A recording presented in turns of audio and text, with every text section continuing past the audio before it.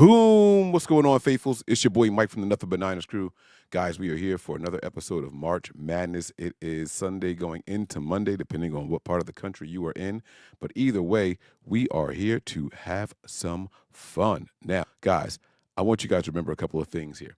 This is all about you guys. You guys make the comments, you guys make the questions, and I respond to them all accordingly. As long as it's a question, I respond. If this is your first time here, make sure you guys hit that like and subscribe button, turn on your notifications so you know exactly when we are going live.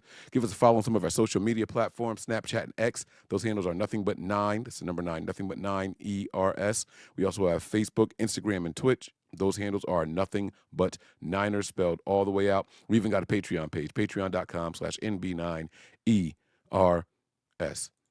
All right, make sure you guys hit that like button, hit that subscribe button, and now you guys can start firing off your questions, okay?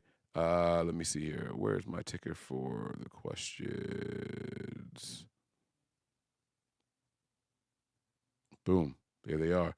Fire off your questions. Does not have to be about the 49ers, but we will go ahead and get into everything. Mark starts it off here. Mark, what's going on, big dog? Let's go ahead and give a horn. Let me know if you guys could hear that also. If you guys can't hear the sound effects tonight, please let me know early, okay? He says, OG Big Mike, how was your Sunday? Bro, my Sunday was good. I think something's burning in my house. I might have to move some furniture around here, but I think something's burning. Something's melting. I have to find it in a few. I'll wait till this show is over, okay? But my Sunday was good, man. Got to spend some time with some family, did some running around, did some shopping and things like that. Got a new hoodie on. It was a good day. Hopefully yours was good as well. Thoughts on the rumors going around of Ayuk being traded before April 1st money kicks in? Listen, man, I believe it when I see it. You know, I still find it hard to believe that a team is going to acquire a guy that they don't know how soon or when or if he will play again, you know? But strange things have happened in the NFL. This would not be one that no, I'm lying. It would surprise me. This would not be one that happens normally. Let's just say it like that. I just don't see it happening. But if I'm wrong, I'm wrong. You know, it'd be weird if that's the case. I just don't know if what they're going to do with the rest of the team. I'll leave it at that. Maybe some other questions will come in about it. If you can go back in time where we're given access to the war room, would you rather go back to 2012 or 2023 and help the Niners make better picks? Both bad drafts, both Super Bowl L's. Oh, man, 2012, 2023. Good question. But the thing is, with both of those teams, they were very, very veteran. And I'm just not sure that there were going to be many rookies coming in to help the team much, if at all. You know, I know that we had Alden Smith, who was pretty young, and he was a big contributor in 2012. But that was not his rookie year. In 2023, I mean, that was a bad draft. We could have used some offensive linemen to step up and step in, but I don't know if the team trusts rookies, you know, and so that's kind of the issue. As long as those veterans are healthy, they were going to leave them there. So I don't know, like the areas that you want to see improvement on, were they going to draft those guys and get them, you know? So also 2023, we didn't have a first round pick, so it's kind of tough. It's kind of tough. I guess if I had to answer, I guess I would go with 2023 just because it's more recent. But you know, I don't know. Hey, Mike, what's your level of satisfaction with the way they've addressed special teams, specifically this offseason? I have to give that an A+. New coordinator, a lot of new weapons. They've gone out and acquired some guys to really, really try to make this thing go, right? They want to see how things are ticking. They want to see how things are going to work. So they've gotten special teams gunners and all that stuff. Now all that's left is to go out there and find a return guy, a return specialist. Once they do that, then we are good to go. We're golden. So we got to see how that plays out. All right, but I give them an A so far. What do you think about Danny, man? Okay. What do you think about the big age gap of dating like Bill Belichick going out with a 25-year-old? Listen, man, I think it's a little creepy. I, I know what my sack looks like. I can only imagine what someone else's, significantly older than me, what theirs looks like. And I find it hard to imagine that people are attracted to things like that. But hey, maybe he's got a lot of personality, you know? Maybe he's got a dashing sense of humor. You know, um, i- it's very very odd. I'm sorry. I'm not gonna try to dance around it. It's odd. But hey, whatever makes you happy. If I'm that old and for some reason I'm single and I could pull him like that, I still don't think I would. But hey, kudos to me, right? So we'll see. My guy, hope you and the family are blessed. What is one free agent you would like to add who was left out there, and one player you like in the draft? All right, so I have a favorite receiver in this draft, and I have no idea where he's projected to go, but his name is Jaden Higgins. You guys know I like 6'2" and taller guys, good hands, not afraid to go across the middle, not afraid of contact. Jaden Higgins is quickly rising up the draft board, in my opinion. As far as free agents that are left, let's see here. Let's see what free agents are still available. I really like all the free agents that I thought the Niners should take a look at. They didn't, so I'm not sure. All right, here we go. Remaining free agents NFL. Okay, so right now there are Aaron Rodgers, Stephon Diggs, Keenan Allen, Amari Cooper, Von Miller, Deontay Johnson, Brandon Sheriff, Marcus William, Matt Judon, Joseph Noteboom, Preston Smith, James Bradbury, Zadarius Smith. Preston Smith would probably be interesting if he's healthy enough to come in and play. Um, Man, these guys are all like pretty long in the tooth, dude. If I'm not going to be honest with you. Um,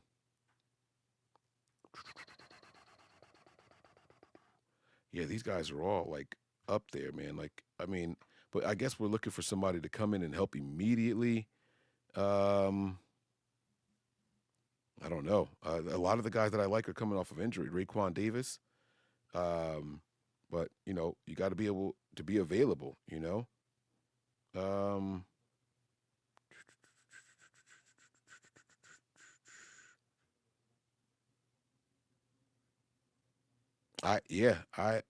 I'm having a tough time here. Oh wait, there is a guy. He was a Niner. Omenihu. Isn't Omenihu available? I think Charles Omenihu is still available. And if so, he was injured at the beginning of the year, and he finished off in the postseason with the Chiefs. Maybe bring him back. He's got some system familiarity. Um, yeah, I think I'm going to go with Omenihu. I can't find his name on this list. Man, there's a lot of free agents, but I'm going to go with him. I'm going to go with Charles Omenihu. All right. Think CMC is ready to go? I do. And I think we are going to be back in the running with MVP possibilities with him again. Do you still believe Balky meant to draft Janoris Jenkins instead of AJ Jenkins? I do. And Mark, kudos to you. Oh, come on, man. I got to give you a bomb on that one. Way to recall my shenanigans on air. I love that. I love that. I don't know if you guys ever heard, but I did a how do we accidentally draft AJ Jenkins instead of Janoris Jenkins, and I think Balky was, hey guys, you got to go out there and give me that kid, that Jenkins kid, it's what's his name? It's a AJ Jenkins, Jay Jenkins, Janoris, but they already heard the AJ Jenkins and went and turned a card in. I don't think that he meant to draft AJ Jenkins. I don't, unless he was just on his Al Davis shit and just wanted speed, and so yeah. Uh, I know getting any kind of competition for a undrafted free agent is good, but compensation for an undrafted free agent is good. But do you think the Niners got the best offer they could have from Mason, or did they just accept the first offer they got? I don't think it was the first offer they got, honestly. I think they wanted to send some Mason somewhere where they thought that he could at least be in the same spot on the depth chart or better, which is backup or starter. And I also think that the running back market isn't what people think it is. How often do you see trades for? Oh, they said a minute he went back to KC. My bad. How often do you see trades for um, wide running backs right now? It's not something that happens a whole lot. The Niners happen to pull off the last couple that I can even remember. I think that they did their due diligence. I think that people called. I think they called people and they found someone. Yeah. All right. So he was signed with the Chiefs. Although it hasn't been in the Niners' nature to spend big in free agency, do you think they go big in free agency for 2026? Yes, I do for a couple of reasons. This year is going to be a year of evaluation. They clearly haven't done it the last couple of seasons. This team doesn't really build much through free agency. They go and acquire key pieces that they believe can help, and so um, I kind of like that methodology, right? You don't want to go out there and get a bunch of old guys, but not every free agent is an old guy. Some guys price themselves out of a team's price range, right? And so you don't want to pay a certain guy. Like I think that they can go out and get some help. They're going to evaluate the talent that we have this year. They're going to sit back and look at who is here, the rookies, the second year players and all, and we're going to have a lot of veteran guys leaving. This 49ers offensive line is going to look very different next year. I don't know how it's going to look this year, but it's going to look very different next year. I think Pooney may be the only guy back next once this season is over. So that's saying something. All right. 2019 Niners versus 2023 Niners. Who would win?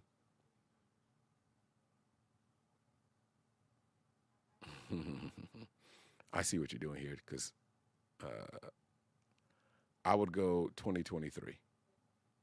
I would go 2023. Nah, the coaches were better in 2019. I would go 2019. I take it back. I take it back. I'm going with the coaching staff from 2019. All right. Let me see here. Was finding out who the leaker to Mike Silver was by announcing DeJean. Wait. Was finding out who the leaker to Mike Silver was by announcing DeJean was the pick prematurely worth it? You think any kind of punishment was given?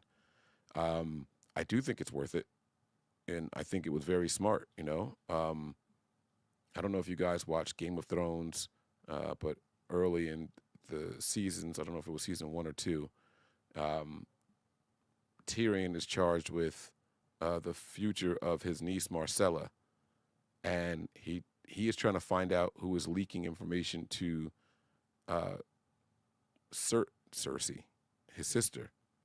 And so he goes around and he tells people very different things. He's sending her to this place, he's sending her to that place. And so when Cersei comes to him and says, all right, well, I know that you're planning on sending Marcella to X, Y, and Z, he's like, ah. And he immediately knew who the snake was in camp. I just think it's genius. I like that type of execution. I love that. To manipulate people in the masses like that is something that is necessary at times. Now, was it worth it? Yeah, to find out who people are getting information from. Was there a punishment? I have no idea. I have no idea. All right. Uh, Devin, thank you very much. Hope you guys really did enjoy the episode from last night. Put a couple of clips up too. So hopefully you guys enjoyed it. I really do think something is burning in here. I am going to have to wrap this one up. You guys have any more questions for me here? Okay, here we go. I know you've mentioned it at some point, but what's your low but fair offer to Purdy, and what would be your max offer? Is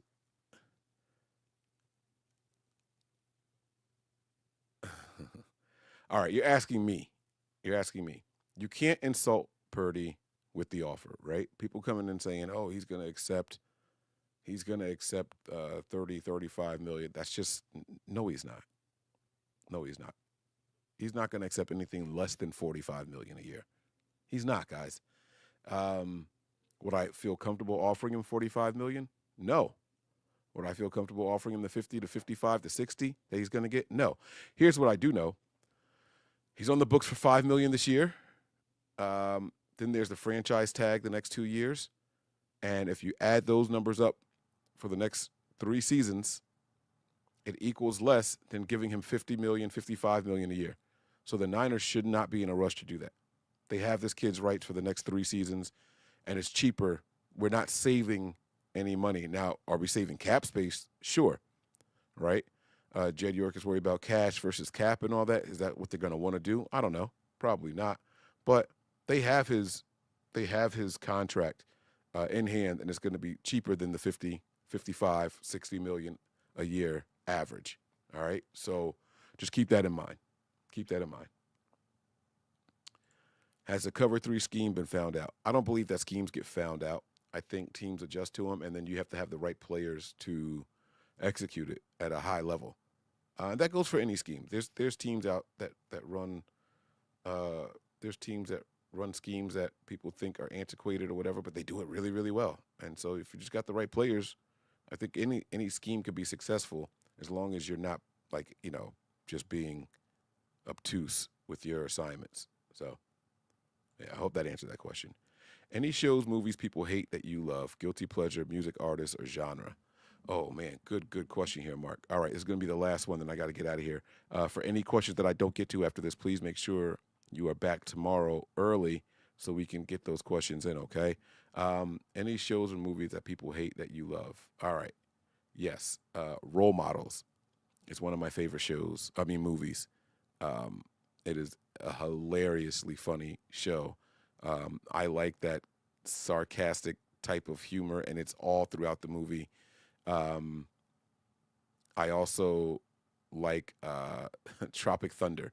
It's not a lot of over-the-top, silly, or goofy type shows that I watch, movies, but that is one of the sillier ones that I really like.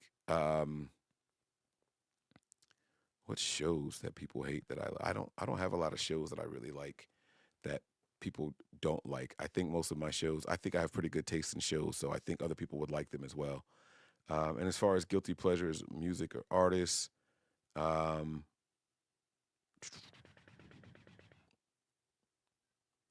DMX, Joe Budden. Because I don't think that DMX is a great rapper, right? He just emotionally charged people in his first 2 or 3 albums, and that's where he hooked me. So he's always one of my favorite rappers. I will listen to anything that he put out, download or buy. It doesn't mean I'm going to listen to it again, though, because his last album, that posthumous album that they dropped, was not good at all. I felt like they rushed it. They didn't master it. He sounded terrible on it. But he still got my support for it. Joe Budden, obviously, I think Joe Budden is a top 3 rapper all time. I said it. But most people don't know his music. Again, you talk about people playing with the emotions and all that stuff and putting their real life into the music. I appreciate that. And so Joe Budden is definitely one of my guys. The Baby is a rapper that I really like. Evanescence is a guilty pleasure of mine. Creed is a guilty pleasure of mine. So those are some of my guilty pleasures there. All right. Teams eat the seams against this Funga Jair Brown. We're such a lie. But yeah, and that goes back to getting the right players out there. So I agree with you there. Niners need to be in a rush for paying Brock. I'm comfortable with them placing the tag on him. I don't get this comment. Niners need to be in a rush for paying Brock. I'm comfortable with them placing the tag on. Maybe you meant to say the Niners don't need to be in a rush to pay him. I'm not sure. All right. So, yeah, that's it.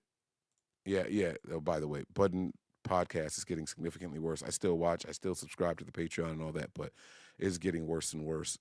This couple of weeks without Ish there, he was almost like unbearable. It was very, very nasty. Mark Lamont Hill, the new addition, kind of saving the show right now, in my opinion. But Joe is just not, like, he's got a weird sense of humor. He can't stop talking about like his dick and like just old man stuff. It's weird.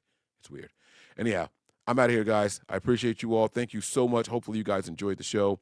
And if you didn't, let me know how you would like us to improve, all right? Prepare for glory, anticipate pain, but always remain faithful. Good night. We all gas, no brakes, pumped up, no fakes. We spinning, we winning, we high stakes. We never miss, we all makes. Look at us dudes trying to prove, bringing you news with nothing to lose. Mike, Nick, Tony, Wayne, Method Man, we bring the pain. Hey, see, I'ma confess it. We under the pressure. If you looking to find us, them nothing but Niners. Nothing but Niners. We nothing but Niners. We nothing but Niners. We nothing but we them nothing but Niners.